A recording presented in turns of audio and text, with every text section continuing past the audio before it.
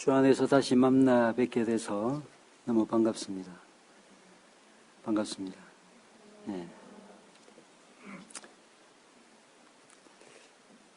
신학적인 주제를 다룰 수는 있겠지만 그런 내용들은 여러분들이 평소에 김배현 목사님부터 충실하게 배우고 있다고 생각해서 신학적인 주제를 다루기보다 특별히 또 교회당 이전을 앞두고 있는 상황 가운데 있는 교회고 또 건물이 교회는 아니지만 교회로 모일 때 시간과 공간 안에 한계 안에 있는 우리로서 또 건물도 더 중요하기 때문에 참 교회는 물론 여러분들이지만 또 그와 관련해서 또 필요한 여러 가지 구조들을 함께 이루어가는 일도 매우 중요하다라고 판단을 해서 좀 교회를 세워가는 이 문제를 여러분과 함께 생각하면서 오늘 본문 말씀을 중심으로 특강을 하도록 하겠습니다.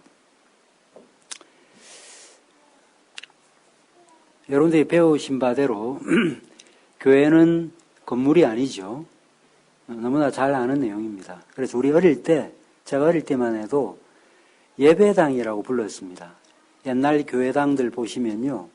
예배당 이렇게 써놨지 교회당이라고 써놓지 않았습니다. 옛날 오래된 70년대 그때 세운 교회당을 보시면 그렇게 예배당이라고 써놨고 그 다음에 이전에 불렀던 찬송들 어릴 때 불렀던 찬송가 가사를 보면 아이들 찬송도 예배당 가요 뭐 이런 가사들이 많이 있었습니다.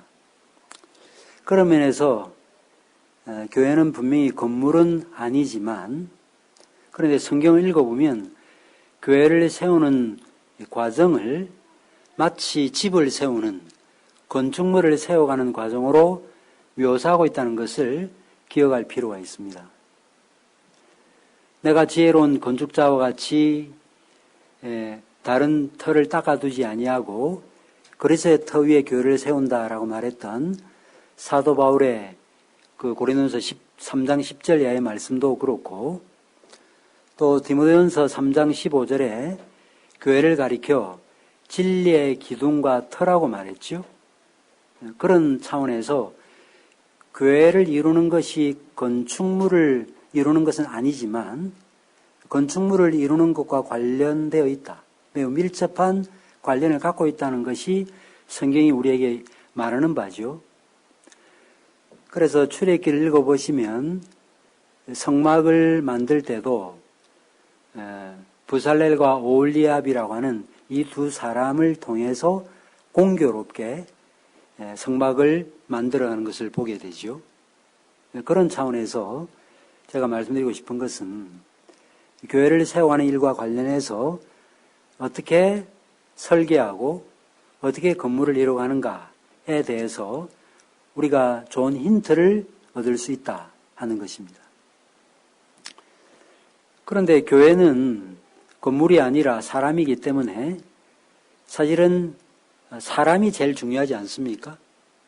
똑같은 터 위에 건물을 세워도 누가 설계했느냐에 따라서 누가 건축을 했느냐에 따라서 그 건축물의 모양이 완전히 달라지고 정말 적절한 그런 건물뿐만 아니라 외관상 미적으로도 아주 보기 좋은 그런 교회당을 건물을 만드는 경우도 있고 그런데 터도 참 좋고 모든 게 좋은데 그냥 들어가서 쓸만은 한데 별로 이렇게 모든 면에서 흡족함이 없는 그런 건축을 할 때도 있잖아요.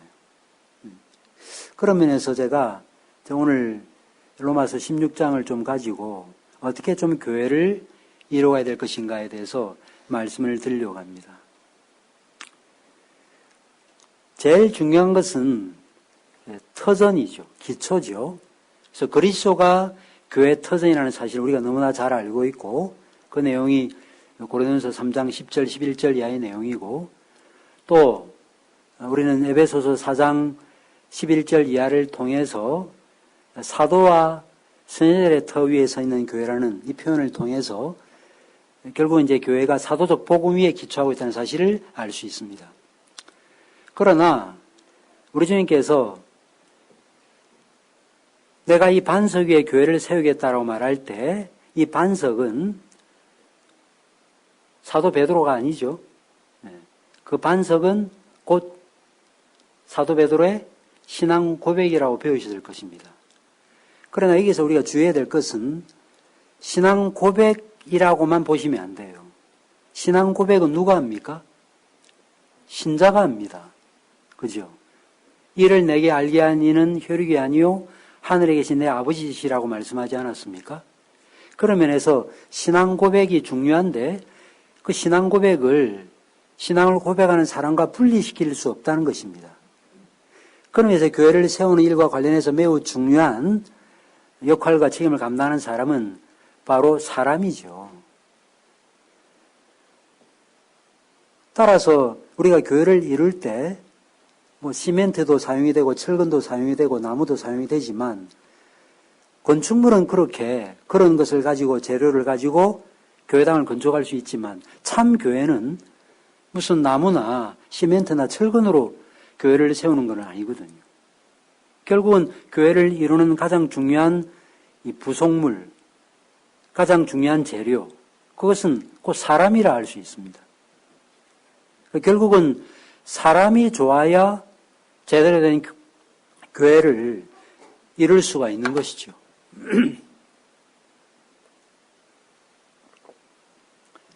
그래서 갈라디아서 2장 9절 이하를 보시면 게바, 야고보, 요한을 무엇에 비유하고 있는가 하면 기둥 같은 일꾼이라 그래요. 그러니까 사도들 기둥에 비유하죠. 그죠?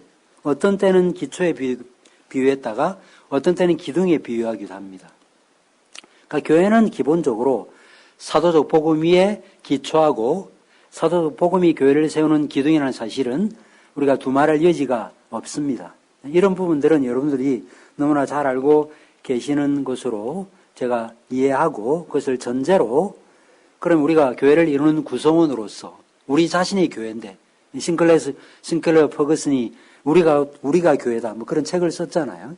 그런 면에서 우리가 곧 교회인데 어떻게 하면 그러면 좋은 교회를 이룰 수 있을까라고 할 때 답은 자명합니다. 우리가 좋은 교인이 되는 것입니다. 우리 자신이 좋은 신자가 되는 것입니다. 우리 자신이 교회를 이루는 일과 관련해서 정말 필요한 그런 재료로 사용될 수 있는 그런 사람이 되는 것. 이것이 교회를 올바로 이루어갈 수 있는 가장 중요한 관건이 된다라고 보는 거죠. 로마서 16장의 내용은 사도 바울이 이제 한 번도 자신이 가보지 못했던 또 자신이 복음을 전해서 세우지 않았던 그 교회 성도들에게 써보낸 편지로서 이제 16장에서 마무리 인사를 하는데 총 26명의 사람이 쭉 등장을 합니다. 각 사람의 면면들을 쭉 살펴보면 로마에 있는 교회가 어떤 교회였는지를 알게 되죠. 그 교회가 어떤 교회냐? 합신교단에 북솔로에 소속되어 있다. 시찰은 어느 시찰입니까? 남시찰, 남부시찰. 예. 이렇게 물론 교회 정치적인 면에서 그렇게 표현할 수 있겠는데 근데 그 교회가 어떤 교회냐라고 하는 것은 단지 그렇게 어떤 교단에 어느 노예에 어느 시찰에 속해 있다는 것으로만 설명될 수 없죠. 그 교회가 지향하고 추구하는 신학적 내용이 무엇인가? 무엇보다 그 교회를 세우는 성도들이 어떤 분들인가 하는 것이 사실은 그 교회를 설명할 수 있는 가장 좋은 방법이라고 생각합니다. 그래서 우리는 이 16장의 내용을 통해서 로마에 있는 교회가 어떤 교회였는지를 되게 알게 되는 거죠. 제일 먼저 사도 바울이 거명한 사람이 누군가 하면 자매 베베라고 되어 있습니다. 아마도 이 자매 베베를 제일 먼저 거명한 것은 여러 정황으로 볼 때 당시에는 편지를 지금처럼 뭐 이메일로 보낼 수도 없고, 무슨 다른 어떤 방법으로 비행기로 보낼 수도 없었죠. 그래서 일반적으로는 인편으로 편지를 전달했습니다. 그래서 아마도 우편 업무가 발달하지 못했던 그런 상황 가운데 이 편지를 제일 먼저 전달했던 사람이 베베였던 것으로 볼 수 있습니다. 그런데 이 베베를 가리켜 갱그리아 교회 일꾼이라고 말하고 있습니다. 일꾼이라는 이 단어, 디아코노스라고 하는 단어인데요. 우리말로 집사라는 뜻을 가진 디콘이라고 하는 이 단어의 어원이 되는 단어입니다. 그런데 개혁교회 안에서는 대개 여성들에게 직분을 주지 않기 때문에 이 베베가 집사였다라고 하는 그런 근거를 찾기는 저는 어렵다고 생각을 합니다. 그래서 장로와 집사의 자격을 언급하고 있는 디모데전서 3장 말씀을 근거로 뭐 어떤 분들은 여성도 직분자가 될 수 있다라고 이야기를 하는데 그런 부분에 대해서 제가 지금 논쟁을 하려고 하는 것은 아닙니다. 어쨌든 간에 이 자매 베베를 가리켜 갱그리아 교회 일꾼이라고 표현을 한 것으로 보아서 이 갱그리아 교회를 세운 일에 중요한 역할을 했다는 사실은 우리는 알게 되는 것이죠. 제가 이전에 합신 교단 서솔로의 화성교회 부목사였거든요. 그때 2000년도에 7월 달에 우리 노예에서 아테네와 고린도 지역, 터키 지역 이쪽을 저희가 성경지리 답사 여행을 간 적이 있습니다.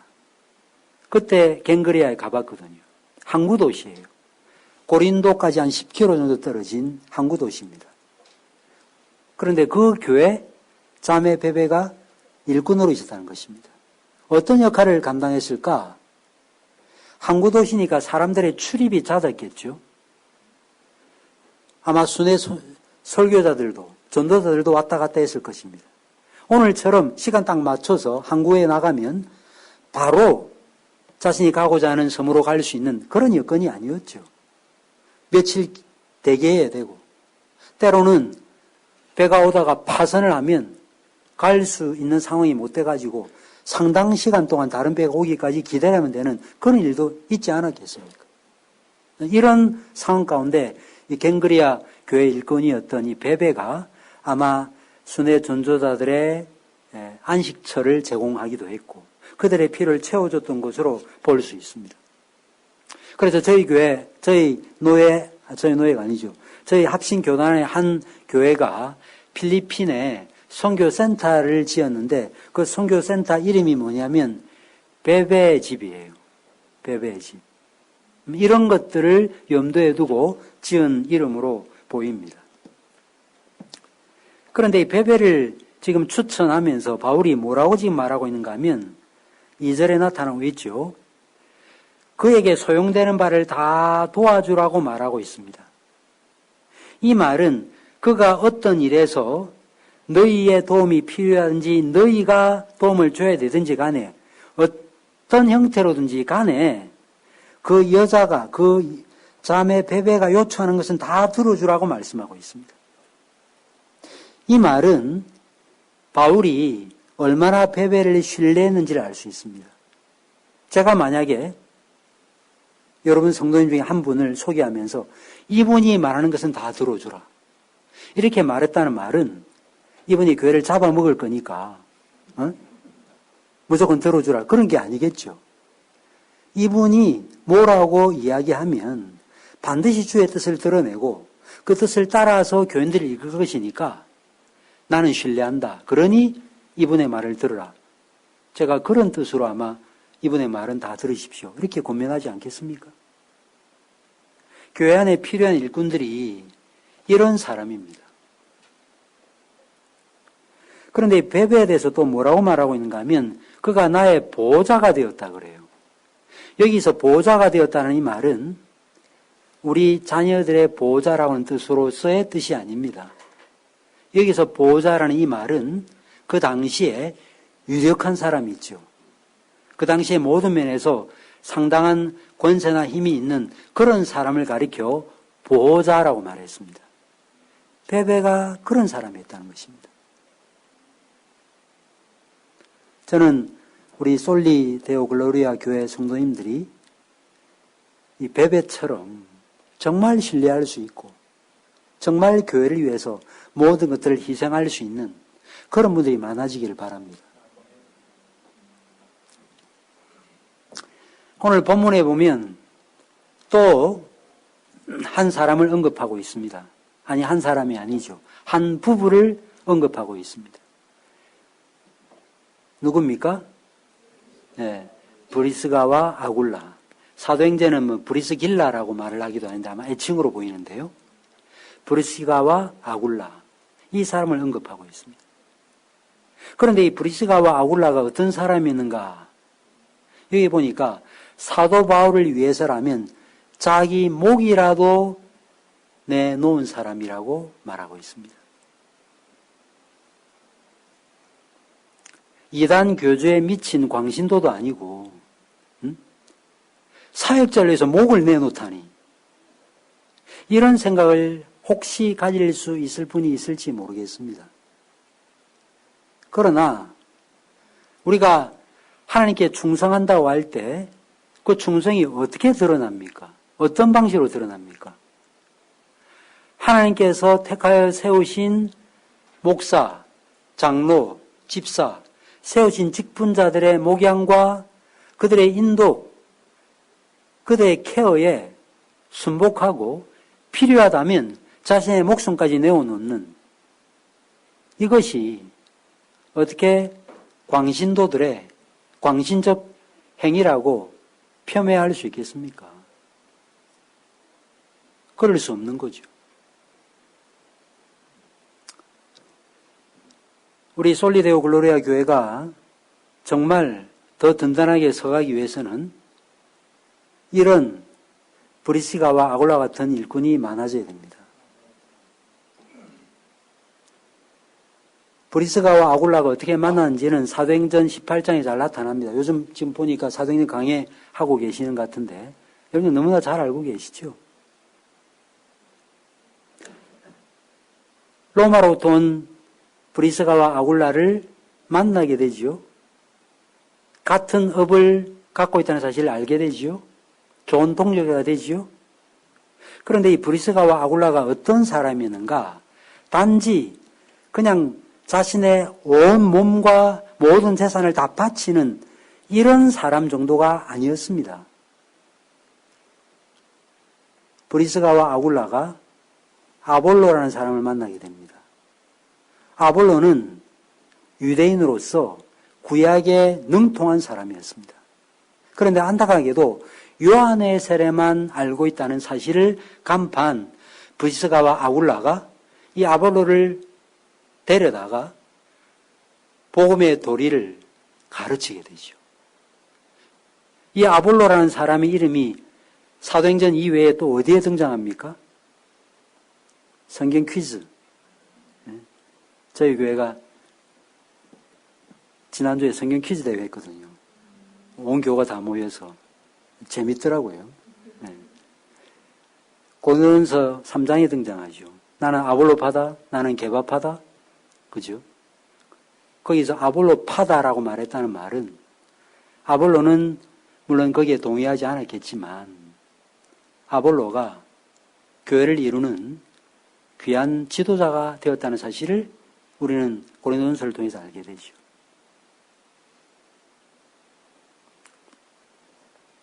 신학적으로도 매우 깊은 지식을 갖고 있었다는 것을 알게 되는 것입니다.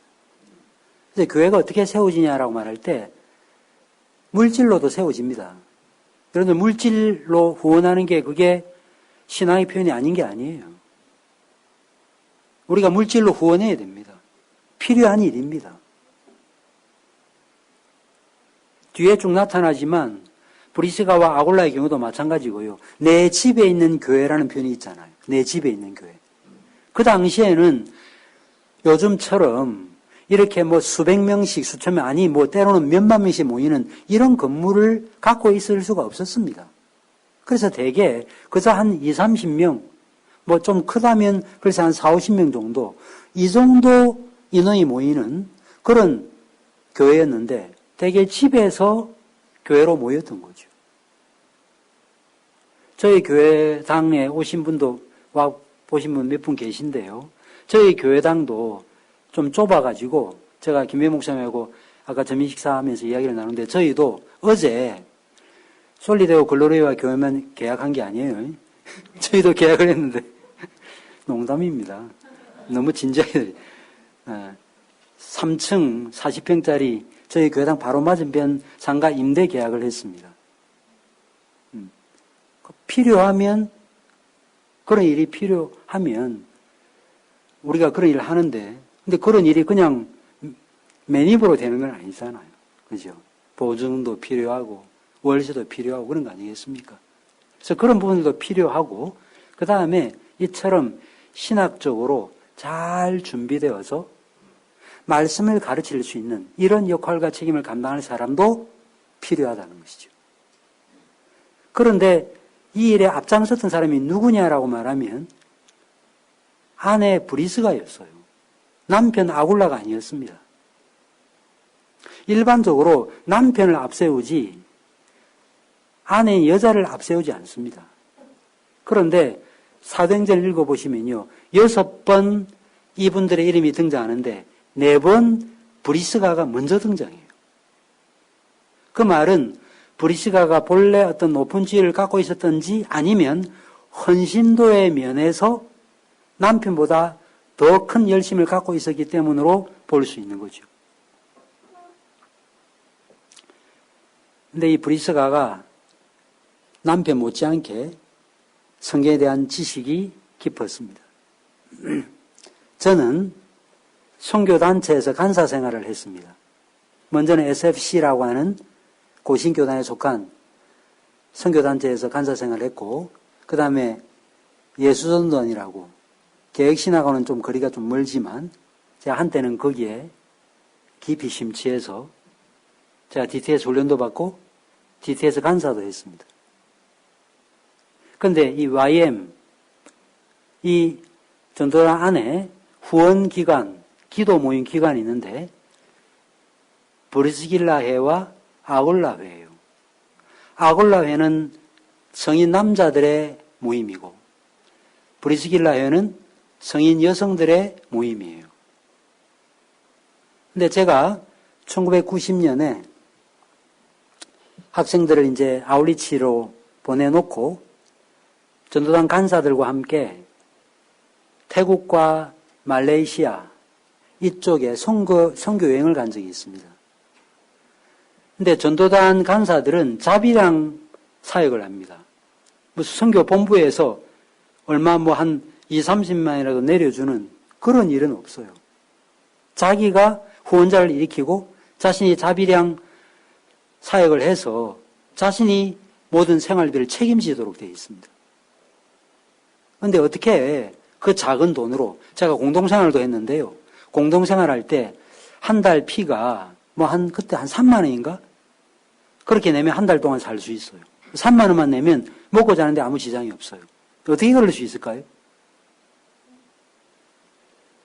전도단은 가장 많은 지부를 갖고 있는 선교단체인데요.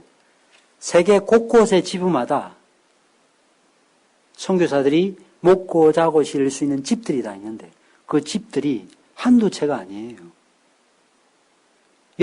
한국만 해도 수십 채가 됩니다.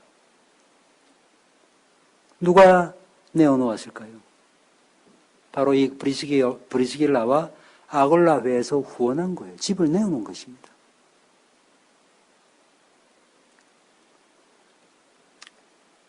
저는 이런 면에서 여러분들 안에도 이런 좋은 정말 교회를 위하고 혼신의 힘을 다하는 그런 브리스가와 아굴라와 같은 그런 부부들이 많아지기를 바랍니다. 보통 순복음교회에서 축원합니다. 그러잖아요. 그죠? 네. 정말 축원합니다. 네. 그렇게 되기를 바랍니다. 자, 그런데 이 브리스가와 아굴라가 우리에게 주는 도전은 이런 정도로 그치지 않습니다. 앞서도 제가 말씀드렸는데요. 14절, 15절을 보면 가정교회가 일반화되었음을 알 수 있습니다. 그들과 함께 있는 형제, 그들과 함께 있는 모든 성도, 그들과 함께 있다. 교회를 이루고 있다는 것을 보여주는 것입니다. 그 외에도, 그러니까 브리시겔라와 아굴라 외에도 여러 성도들이 자신의 집을 제공해서 교회로 모이고 있다는 사실을 우리는 알게 되는 것입니다. 여러분들, 로마에 있는 교회는 지금 솔리데오 글로리아 교회처럼, 현상교회처럼 이렇게 하나의 지교회가 아니에요. 어느 지역에 흩어져 있는 교회들의 연합이죠. 그러니까 여러 교회들이 있었지 않겠습니까? 근데 어떻게 이런 일이 가능했을까라고 할 때, 그것은 복음으로 인한 분명한 뚜렷한 회심의 증거를 보임과 동시에 곧바로 헌신했다는 사실을 알 수 있습니다. 사도행전 2장을 살펴보셨지요. 어떤 일이 나타났습니까? 사도의 가르침을 받고 떡을 떼고 함께 기도하고 얼마나 그들이 모이기에 힘썼습니까?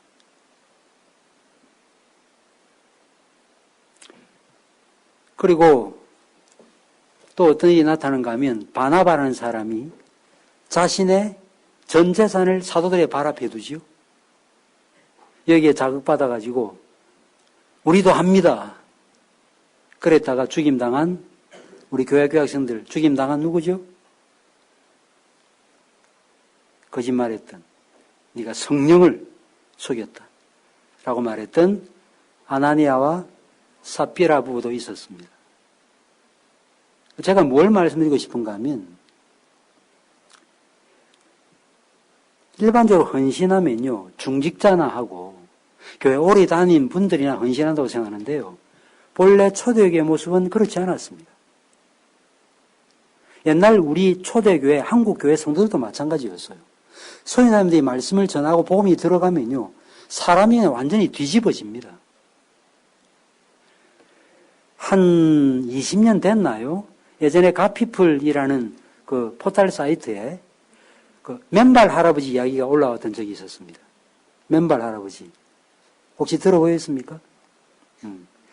이분이 김포평야를 많이 갖고 있는 대지주였어요. 근데 복음을 받아 듣고 난 다음에 소장농들한테 그 자신의 그 많은 그 토지를 다 나눠줘 버렸습니다. 그리고 난 다음에 맨발로 다니면서 복음을 전했어요. 오늘 입교 교육에 대한 광고가 나갔지만 초대교회 때 입교 교육을 할 때 제일 먼저 뭘 가르쳤을까요? 제일 먼저 뭘 가르쳤냐면요. 산상보훈을 가르쳤어요. 여러분 산상보훈은 하나님 나라의 원리를 보여준과 동시에 하나님의 나라에 속한 신자의 윤리, 그 윤리의 그 최고치를 보여줍니다.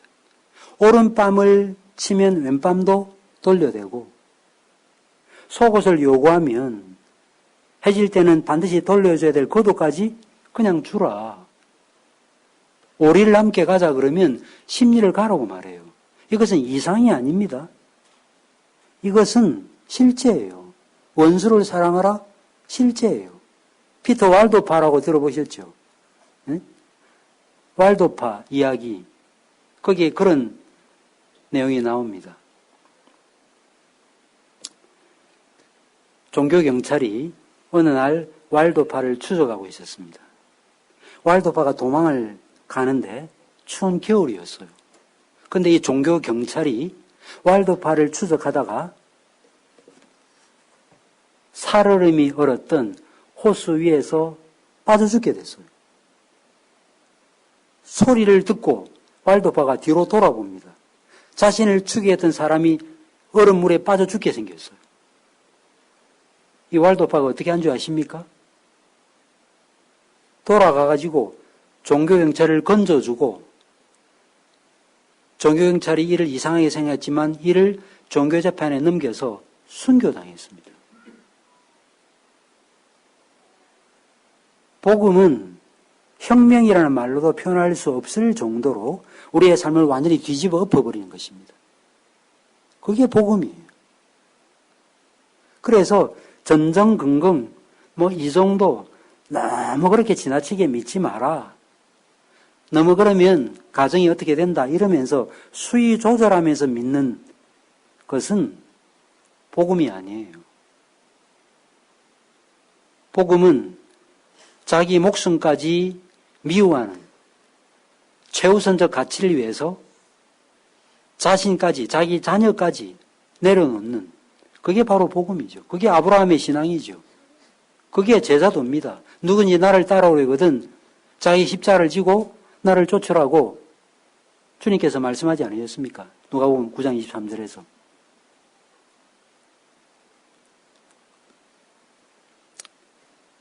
그래서 우리가 쭉 살펴보면 이분들이 얼마나 복음을 받아들이고 급격하게 헌신하고 수고인지를 알게 되는 것입니다. 여기 보니까 수고한다는 표현이 많이 나타나요. 12절에. 그죠? 많이 수고하고 자라는 벗이에게 문안하라. 여기 수고한다는 이 단어, 수고한다는 이 단어가 말이죠. 헬라어로 코피아오예요. 코피나게 수고한 거예요. 코피가 흐를 정도로 수고한 것입니다. 농담하는 게 아니고요. 정말로 그렇게 헌신했던 거예요. 바울도 예외가 아니었습니다. 바울이 고린도서 11장에서 내가 넘치도록 수고했다. 힘에 지나도록 마케도니아 사람들은 헌금했다. 고린도서 8장 9장. 우리가 아무리 하나님께 헌신한다 할지라도 하나님께서 우리에게 베푸신 은혜에 비하면 과도한 헌신은 이 땅에서 존재할 수 없습니다. 그건 너무 지나친 헌신 아니냐. 어떻게 그렇게까지 할 수 있는가라고 할 수 있는 헌신은 존재할 수 없습니다. 왜 그렇죠? 우리가 얻은 구원이 큰 구원이고 하나님께서 우리에게 주신 복음의 은혜는 이 세상 그 어떤 것과도 바꿀 수 없는 귀중한 것이기 때문입니다. 결국 그래서 당시 로마에 있는 교인들이 이처럼 수고를 아끼지 않았던 것은 그리스도에 대한 지식과 십자가 복음에 대한 올바른 이해를 갖고 있었기 때문이었고 또 그리스도의 은혜를 알고 경험하면 경험할수록 더 많이 헌신하게 되어 있기 때문입니다.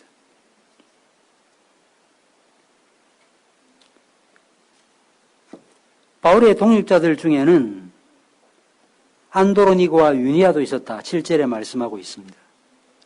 이 사람들은 사도 바울과 함께 갇혔던 사람이라 그래요. 이 말은 바울과 함께 똑같은 감옥에 투옥됐다는 그런 뜻이라기보다 사실은 신앙 때문에 옥에 갇히는 바울의 경험을 함께 공유했던 사람이라는 그런 뜻으로 이해하는 것이 좋을 것입니다. 믿음 때문에 순교를 각오하고 옥에 갇히는 것을 불사한 사람이 있었다는 것입니다.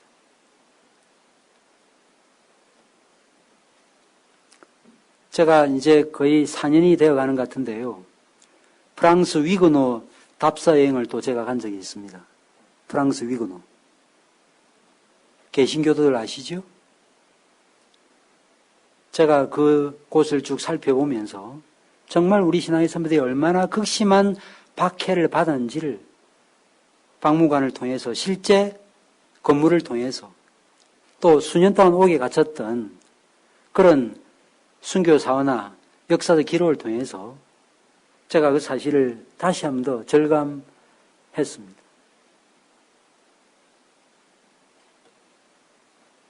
초대교회 성도들 중에는 어떤 사람도 있었는가? 여러분들이 믿지 않은 사람들이 초대교회 성도들의 이해하지 못하는 어떤 부분을 기록으로 남겨놓았는데 그게 뭐냐면 도대체 이들은 누구냐? 어떻게 같은 형제가 옥에 갇히면 어떻게 다른 형제가 옥에 함께 들어가서 옥살이를 하다가 어떻게 함께 출소하느냐? 어떻게 이런 일이 아닌가? 도대체 이 사람은 누군가? 이런 기록을 세상 역사가들이 남겨놓았습니다. 여러분들 빌립보서 2장을 보시지 않습니까? 에바브로디도. 빌립보 교회가 에바브로디도를 보낸 거예요. 함께 사도 바울과 함께 있으면서 옥살을 하고 그의 피를 채워줬던 것이죠. 근데 죽을 뻔했다가 살아나게 되죠. 하나님께서 그를 불쌍히 여기셨다라고 하면서 그 사실을 알리는 내용이 나타나지 않습니까? 저는 이런 면에서 우리 솔리드 글로리아 교회 안에도 이런 정말 충성의 일꾼들이 생겨나서 정말 교회를 이루는 귀중한, 절대로 빼놓을 수 없는 그런 재료와 같은 그런 분으로 쓰임을 받는 분들이 많아지길 바랍니다. 제가 오늘 이 내용들을 하나하나 다 설명할 수는 없고, 여기 특별히 보면 여성들의 이름이 적지 않게 등장합니다. 남자들의 이름도 등장하지만 여성들의 이름이 많이 등장해요. 브리스가는 말할 것도 없고, 버시, 루포의 어머니, 루포는 예수님이 십자가를 지고 한 그 루포로 되게 알려져 있습니다. 예수님 당시도 마찬가지였죠. 끝까지 예수님을 따랐던 사람이 누굽니까? 여자들이었습니다. 요한나, 수산나 등등 여러 여자들이 예수님의 십자가의 형을 당하실 때 그때 예수님을 떠나지 않고 있었습니다. 남자들은 다 어디 갔습니까? 다 주랭랑 치고 말았습니다. 물론 교회 질서 가운데 남자들이 직분자 역할을 감당하고 있고 교회는 말할 것도 없고 가정의 대표는 물론 남자입니다. 그러나 그렇다고 해서 여성의 역할이 필요 없거나 또 어떤 일을 한다고 할지라도 그냥 뭐 작은 어떤 일만 하면 되는 게 아니에요. 제가 SFC 간사로 있을 때 어떤 성경 공부가 들어왔는가 하면 프리셉트 성경 공부라는 게 들어왔습니다. 1988년 정도 아마 된 것 같아요. 선교단체는 그런데 되게 빠르거든요. 그래서 남서울교회 이런 데서 세미나로 모였더랬습니다. 제가 참여한 적이 있거든요. 그런데 그 프리셉트 성경 공부를 누가 만든 줄 아십니까? 무슨 신학교 교수가 만든 게 아니고요. 목사님이 만든 게 아니에요. K. 아드라고 여성이 만들었습니다. 그분이 원어를 계속 보기 시작하고 번역 성경을 보고 그러면서 자체적으로 성경 공부 교재를 만들어냈어요. 그래서 뭐 빌립보서, 뭐 디모데전서 하면서 성경 공부 교재나 그때 발행이 되는데 지금 제 서재에 가도 제가 그냥 그 책들을 좀 몇 권 남겨놓았습니다. 많은 분들이 한국 교회 최초의 선교사로 누구를 알고 있습니까? 로버트 토마스 선교사로 알고 있죠. 대동강변에서 죽임을 당한 토마스 선교사로 되게 알고 있습니다. 그런데 사실은 그의 아내 캐롤라인 토마스 선교사가 2년 6개월보다 6개월 먼저 앞서 선교했다는 사실을 아는 사람은 거의 없습니다. 우리나라의 최초의 의료 선교사였던 윌리엄 스크랜톤 역시 사실은 그 배후에는 그를 키운 어머니 역할이 매우 컸습니다. 메리 스크랜톤 여사. 그는 자기 아들을 격려해서 한국의 선교사로 보냈습니다. 그리고 이 메리 스크랜톤 여사가 한국에 본인도 와가지고 선교지에 있는 한국 사람들을 가르치기 시작했습니다. 1886년에 감리교 선교사였는데 이 메리 스크랜턴 여사가 여학생들을 불러서 말씀을 가르쳤습니다. 그런데 1887년에 고종 황제로부터 이 학교 이름을 하사받게 되는데 이 학교 이름이 뭐죠? 이화학당, 이화여자대학교의 전신이에요. 이런 여성 선교사들 그리고 여성들의 헌신과 그들의 수고가 없었더라면 한국교회는 존재할 수 없었을 것입니다. 요즘에도 그렇지만 로마 시대에도 여성들이 외모를 꾸미는 일에 관심이 많았습니다. 그런데 베드로전서 3장을 보시지 않습니까? 베드로전서 3장에 무슨 말이 나옵니까? 혹 도를 순종치 않는 남편이라도 그 아내의 숨은 사람, 눈에 볼 수 없는 속사람의 아름다움, 이것을 잘 치장해서 믿지 않은 자들도 복음 안으로 들어올 수 있도록 하는 일에 열심을 내야 된다는 권면이 나타나지 않습니까? 거기에 보니까 외모로 치장하지 말고, 그죠? 심령의 숨은 속사람을 치장하라는 말씀이 나타나지 않습니까? 지금도 화장품, 가발, 염색 있는데요. 로마 시대에도 있었어요. 로마 시대에도 가발이 있었다는 거 알고 계시죠? 많은 사람들은 이런 헛된 일에 열심을 내었지만 로마 교회에 있는 성도들은 그렇지 않았습니다. 간혹 인터넷에서 우리 초대교회 성도들의 집회 광경을 찍은 사진을 볼 때가 있습니다. 제가 어떤 사진을 보니까 어떤 한 여인이 제가 볼 때 한 30대 후반이나 40대 됐는데요. 아이를 이렇게 포대기에 업고 무릎을 꿇고 이렇게 기도하는 장면인데요. 제가 그 장면을 보고 너무 감동이 되었어요. 그리고 마룻바닥에 옛날에 어디 의자가 어디 있습니까? 차가운 마룻바닥이에요. 그죠? 차가운 마룻바닥에 장의자가 들어온 거는요, 한 6, 70년대 돼서 들어왔습니다. 그전에는요, 다 방석이었습니다. 제가 SFC 중고등부 때요, 방석에 앉아서 집회한 적 많았습니다. 근데 그 마룻바닥에 무릎 꿇고 성도들이 기도를 하는데, 얼마나 그냥 그 표정 안에서 하나님께 대한 갈망과 사랑이 그냥 묻어나는 것을 본 적이 있습니다.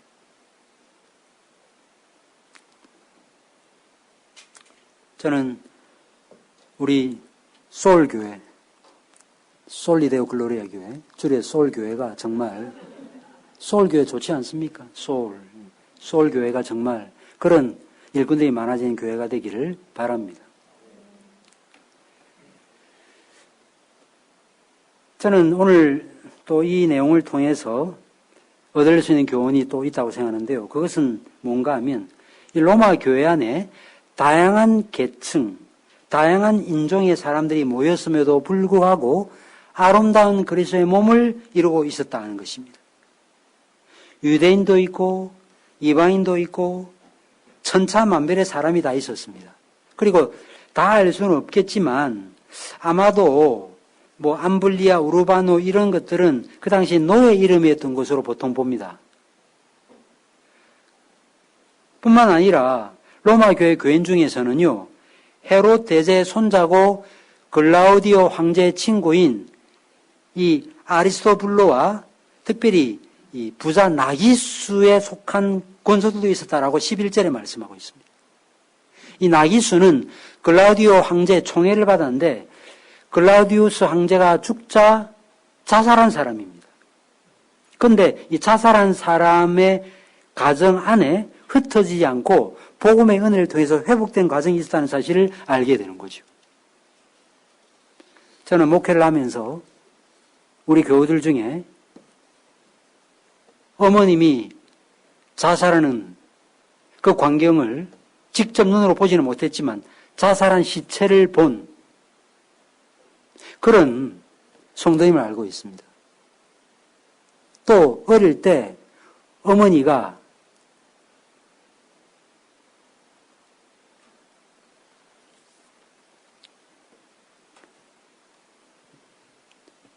무슨 병이라고 합니까? 뇌전증이라고 그러죠. 뇌전증.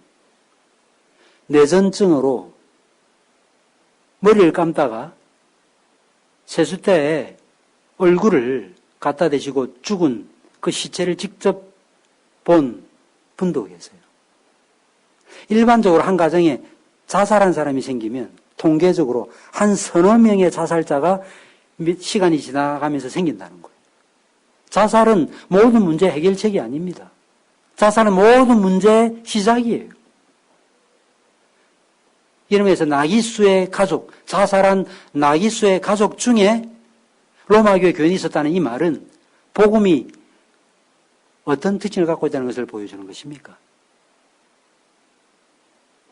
영적으로 모든 면에서 부정적 정세에 시달릴 수밖에 없는 우울함과 이 실패감, 좌절감 때문에 영적인 기쁨과 즐거움을 경험할 수 없는 그런 상황에 있는 사람들도 복음을 통해서 얼마든지 변화될 수 있다는 것을 보여주는 그런 인물이 로마 교회 성도들에게 있었다는 것입니다.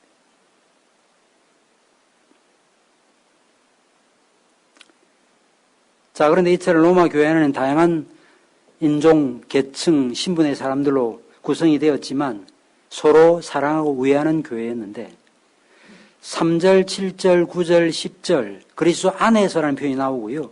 8절, 11절, 12절, 13절 보면 주 안에서라는 표현도 나오고 혹은 나의 사랑하는 이라는 표현도 나타나고 있습니다. 어떻게 해서 우리는 보통 편가르기 잘하잖아요. 지방색, 그 다음에 또 신분적으로, 계층적으로 얼마나 편가르기를 잘합니까? 근데 교회가 어떤 곳입니까? 모든 장애가 허물어지는 것이 교회죠. 에베소서 4장 14절 이하에 그리스도 안에서 모든 장벽이 허물어졌다고 말씀하고 있지 않습니까? 어떤 것도 장애가 되지 않는 그게 바로 그리스도인들의 교제죠. 여러분들 그리스도인이라고 하는 말의 뜻이 뭡니까? 하이델베르그 이론 다 배우셨죠? 예. 그분의 기름 부음에 동참한 자라는 뜻이죠. 근데 로데온스 목사님이 뭐라고 그리스도인, 크리스찬을 어떻게 해석했는가? 그리스도에 의해서만 설명될 수 있는 존재가 그리스도인이라고 그랬어요. 그리스도로만 설명될 수 있는 저 사람이 왜 저러지? 아, 그리스도이구나. 저 사람이 어떻게 저렇게 헌신할 수 있지? 아, 그리스도이구나.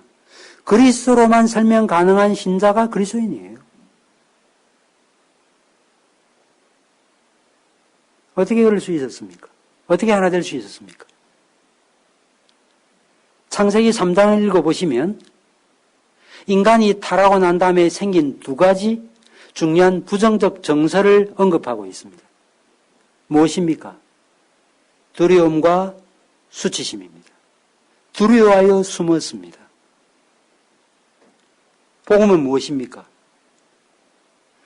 복음은 두려움과 수치심은 물론 자존심까지 없애주는 특징을 갖고 있기 때문에 교회 안에는 사회에서는 도무지 조합이 안 되는 사람들이 어울리는 공동체가 교회입니다.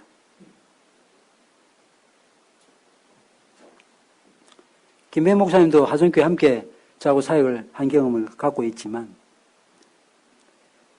사남전도회가 있었는데 그 사남전도회 회장이 구두 닦는 분이고 부회장이 치과의사였어요. 일반적으로 그런 조합이 가능합니까? 일반 어떤 단체에서 회장, 부회장이 그런 조합이 가능한가요? 불가능하죠. 교회는 가능합니다. 어떤 장애도, 어떤 장벽도 철폐되고 하나 되는 교회. 이게 바로 로마 교회였다는 것입니다.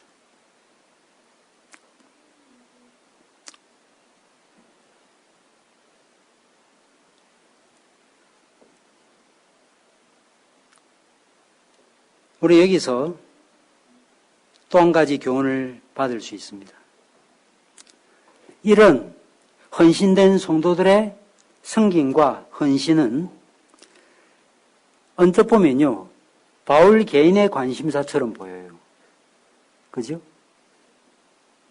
그래서 바울이 무난한 것처럼 보입니다. 그러나 바울이 26명 한 사람 한 사람 이름을 다 부르면서 애정을 표현하고 있긴 했지만 바울이 머리털까지 다 세지는 못하고요. 은밀하게 사역한 사람까지 다 알지는 못했습니다. 그것을 아시는 분이 누구죠? 주님이십니다. 지극히 작은 소자에게 물 한 그릇 더 준 것을 아시는 분이 주님이에요. 누가 알아주든 알아주지 않든 주님은 아신다라는 마태복음 7장 후반부에 어떤 내용, 어떤 무서운 내용이 나타납니까? 내가 주의 이름으로 귀신도 내쫓고 병도 고쳤습니다. 주님은 나는 너를 도무지 알지 못한다. 주님이 뭘 모르시겠습니까? 그 존재를 모르시겠어요? 아시죠? 주님과 인격적 관계가 형성되지 않은 채 열심히 자기 일을 한 것입니다.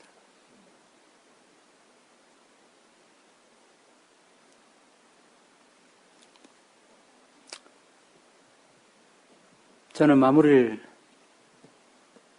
해야 될 것 같습니다. 또 저희 교회도 가야 되니까.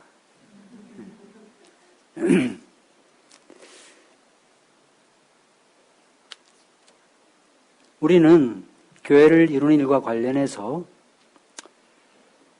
하나님을 섬긴다는 명목으로 까탈스럽게 굴시든지 한 목회자나 또 장로님과 집사님들의 치리에 협조하지 않는 이런 방식으로, 그러면서도 나는 하나님께 충성합니다, 이런 식의 핑계를 대는 교인들이 없기를 바랍니다. 윤석열 대통령이 아마 그런 말을 한 것 같은데요. 대통령 되기 전에 뭐라 그랬던 거예요? 나는 사람에게 충성하지 않는다, 그런 말 했죠. 그죠? 네.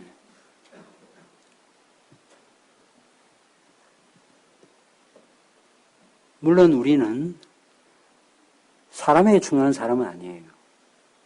그러나 참 신앙은 사람에게 충성하는 모습으로 나타나게 되어 있습니다. 브리스길라와 아굴라가 그랬습니다. 브리스길라와 아굴라만 그랬던 게 아니에요.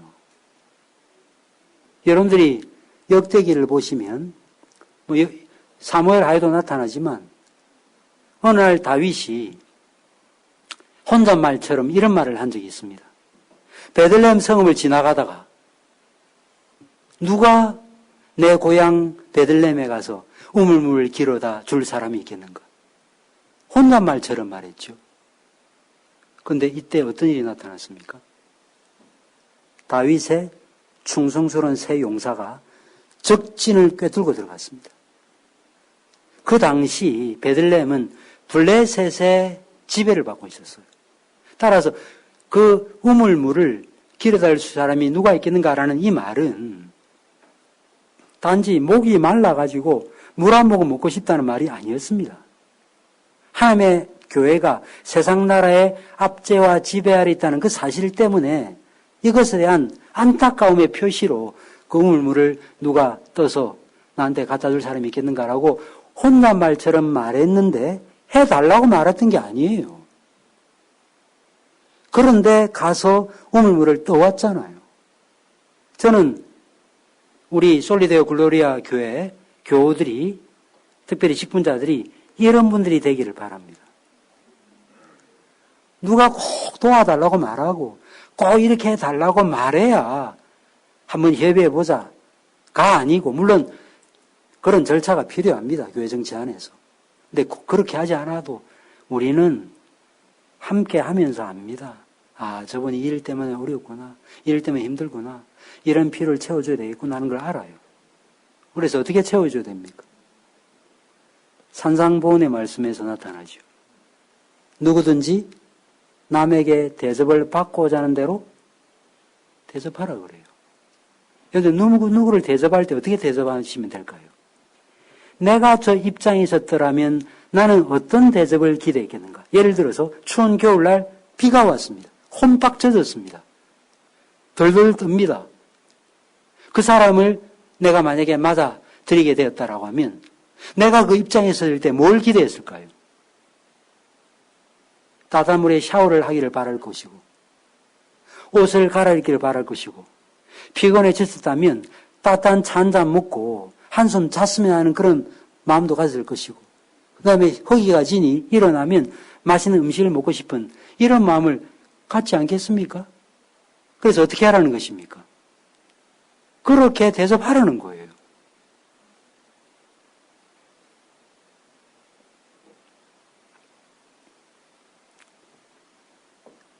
개혁교회를 이루면서 저는 여러 경험들을 합니다. 저도 23년째 하고 있잖아요. 여러 경험들을, 제가 어쨌든 시간이 지나니까 하여튼 다양한 경험들을 하거든요. 개혁교회를 한다는 분들 중에 원리와 원칙을 고집하는 분들이 되게 많이 계십니다. 중요합니다. 원리와 원칙은 왜 존재하지요? 지키기 위해서 그냥 존재합니까? 원칙을 왜 지킵니까? 원칙은 교회를 교회답게 이루기 위해서 있는 거지, 원칙을 지키기 위한 최종적 목적으로만 원칙이 존재하는 게 아니에요.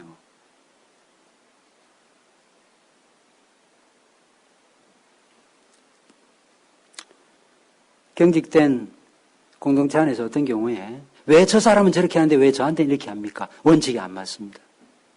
근데 목회를 하다 보면요, 때로는 원칙을 일부러 지키지 않으려고 해서 원칙을 지키지 않는 게 아니고, 어떤 상황에 처하면 원칙을 지키는 것보다 더 우선해서 지켜야 될 그 무엇이 있다는 걸 발견할 때가 있거든요. 그럴 때는 원칙을 때로 잠정하기도 하는 것입니다. 그런 너그러움, 여유,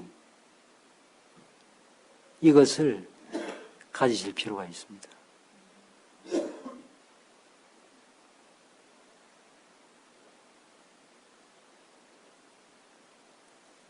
한 사람 한 사람 이름을 쭉 거명하면서 마지막에 이제 거룩하게 입맞춤으로 서로 문안하라 그랬는데, 문자적으로 이해하시면 큰일 나죠, 요즘에. 어떻게 하라는 이야기입니까? 때로는 허그도 하고, 악수도 하고, 동성끼리는 정말 껴안고, 도닥거리고, 부부 간에도 마찬가지예요. 원래 제가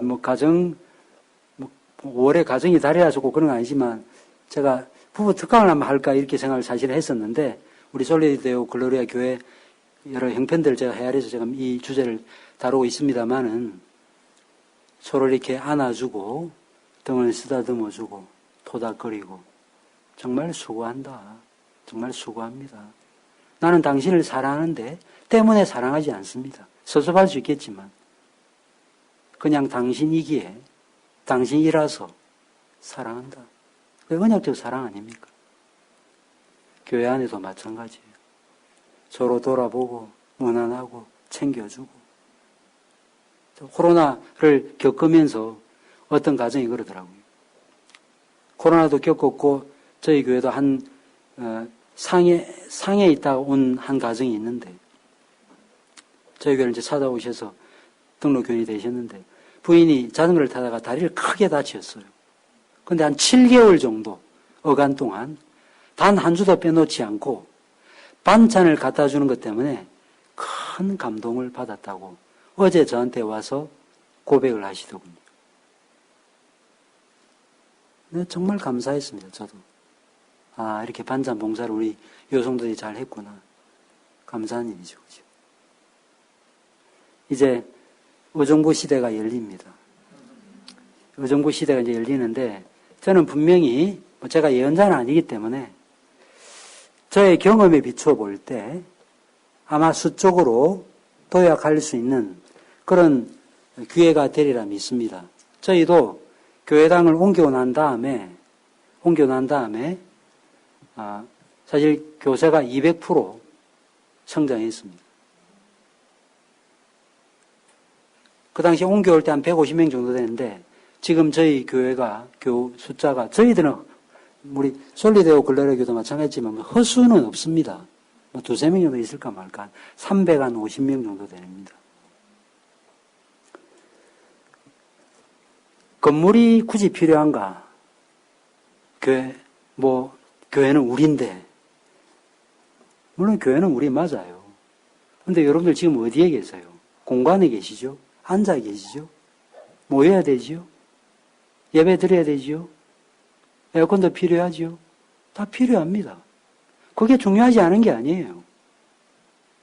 교회가 어떤 일을 할 때, 삐까뻔쩍하게, 그렇게 할 필요는 없겠지만, 참, 죄송합니다. 쌈박하다. 좀 이게 뭐가 좀 고상하고 그래도 세련되고 좀 그래야 되지. 어떻게 그냥 대충 어떻게 했구나. 그게 개혁교회입니까? 개혁교회는 거칠어야 됩니까? 맨 땅에 헤딩해야 되나요? 물론 그럴 상황이 되면 해야 되겠지만 여력이 되고 마음을 합한다면 얼마든지 가능한 일들은 하시는 게 좋습니다. 그렇게 하면 하나님께서 또 그런 헌신의 복을 주십니다. 여러분 성경을 이렇게 읽어가시면요.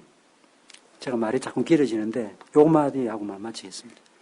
성경 읽어가시다 보면 어떤 내용도 나타나는가 하면 이런 일을 했을 때 하나님이 역사했다. 이런 표현이 있어요. 성경을 잘 읽으셔야 됩니다. 하나님이 다 해놓으셨다. 이것만 있나요? 아니에요. 하나님께서 우리 편에서 우리에게 자유의지를 주셨잖아요. 그죠? 왜 무조건적 언약에 조건적 성격을 남겨뒀죠? 왜 믿으면 회개하면이라고 말했죠? 자유의지를 갖고 있는 인격적 존재이기 때문에 그래요. 타락에서도 우리가 책임져야 될 존재라는 사실을 가르쳐주기 위함입니다. 따라서 하나님의 예정, 작정, 주권 이것만을 말하고 헌신하지 않고 봉사하지 않고 열심히 내지 않는 것은 하나님의 예정과 하나님의 작정을 올바로 이해한 사람이 아니에요. 이것도 제가 할 말이 더 많습니다, 사실. 제가 그래서 이전에 청년부 대상으로 다음에 혹시 기회가 되면 하나님의 주권과 인간의 자유의지와의 관계를 말하면서 제가 인간의 자유의지를 더 많이 포커스를 두고 제가 특강을 한 적이 있습니다. 많은 분들이 오해해서 말이죠.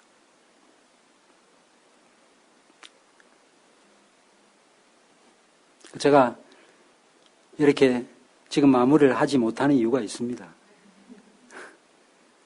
하고 싶은 말이 많아서 그런데, 그래서 말하자면, 이제 새롭게 교당을 이전하시면, 3층이 120평, 저희 교회당이 4층 건물인데요. 1층은 주차 공간이 있어서 46평밖에 되지 않고, 2층은, 식당 또 교육자실만 있는데, 그게 64평이고, 3층도 64평이에요. 근데 들어보니까 120평이라 그러네요. 저희 교회보다 이제 커졌습니다. 네. 여러분들이 이제 잘 인테리어도 하시고, 잘 갖춰서 무엇보다 좋은 이제 성도님들이 지금까지 말씀에서 잘 훈련 받으셨으니까 정말 좋은 건축 재료, 정말 교회를 이루는 좋은 건축 재료들이 되셔서 사도적인 복음에 기초하고 사도적인 기둥에 여러분들이 다 기대시길 바랍니다. 다 기대셔야 돼요. 나는 홀로 있겠다. 홀로 있으면 어떻게 돼요? 넘어져요. 잘 서 있다가 탁 넘어져요. 바람 불면. 그죠? 기대에 있으셔야 됩니다. 함께 기대고 연합하고 연락해서 주님께서 원하시는 정말 교회다운 교회를 이루어 가시는 저는 우리 교우들 되시기를 바랍니다. 기도하고 마치면 됩니까? 네. 네. 기도하겠습니다. 하나님 아버지, 교회를 이루어가는 일과 관련해서 어떤 자세와 태도로 교회를 이루어가야 될 것인지 주의 말씀을 통해서 가르침 받게 하시니 참으로 감사합니다. 바울이 바울 될 수 있었던 것은 바울 곁에 있었던 신실한 믿음의 동력자도 있었기 때문임을 저희가 잘 기억하고 있습니다. 디모데, 디도, 에바브로, 디도 여러 믿음의 동력자들이 있었고 특별히 로마 교회 안에 얼마나 많은 동력자들이 함께 있었던 건지를 저희가 살펴보았습니다. 우리가 다 브리스가 될 수 없고, 우리가 다 아골라가 될 수 없고, 우리가 모두가 다 베베가 될 수 없지만, 그러나 주님의 나라를 이루는 귀한 열과 책임을 감당할 수 있는 줄 압니다. 이제 여정부로 교회당을 이전하게 되는데 이 모든 여정 가운데 주께서 함께 하시고 특별히 참 교회를 이루어가는 이 귀한 일에 모든 교우들이 함께 힘을 합해서 참으로 충성스러운 일꾼들 많아지게 하시고 하나님의 교회를 위해서 자신의 몸과 마음과 재산과 모든 것들을 헌신할 수 있는 교우들이 많이 생겨나게 하시고 형제를 사랑하고 품고 그대의 피를 채우는 일에 헌신하는 섬기는 손길들이 많아져서 참으로 하나님의 교회가 더욱더 교회답게 세워지는 우리 솔리데오 글로리아 교회가 될 수 있도록 은혜를 베풀어 주시옵소서. 이를 위해서 수고하는 김배혜 목사님과 또 집사님들 함께하는 모든 교우들에게 주께서 한 마음을 주시고 한 뜻을 주시고 하나님 앞에 한 가지로 열심으로 교회를 섬기는 이 귀한 일들을 통해서 참으로 의정부에서 이름나는 그러한 귀한 교회 되게 하여 주시옵소서. 모든 말씀 구주 예수 그리스도의 이름으로 기도하옵나이다. 아멘.